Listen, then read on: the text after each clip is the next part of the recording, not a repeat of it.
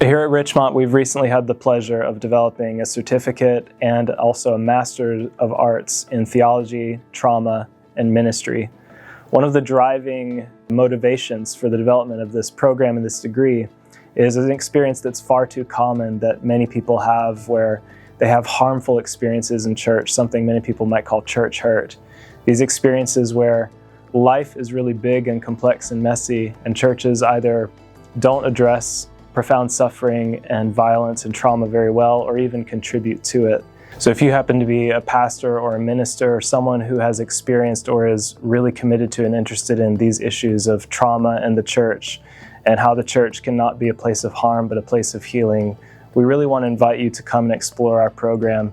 Intolerable violence requires such a complex, nuanced, pastorally wise approach, and our program is committed to wise healers and the production of practitioners of bold, kind healing in the world. Part of what we explore in this certificate and this degree is not only how theology can impact trauma, that is, how our churches or our practice can actually either contribute to harm or healing, but we also look the other direction and see what kinds of questions does trauma raise, what kinds of nuances in our faith does trauma raise about our view of God and the world.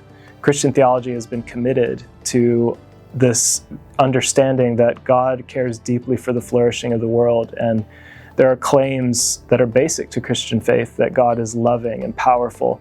What happens when we examine those claims alongside not just suffering, but profound, horrendous evils in this world?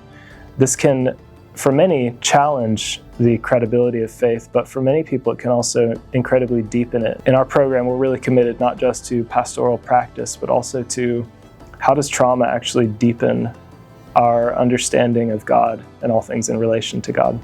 Visit us at richmont.edu to learn more.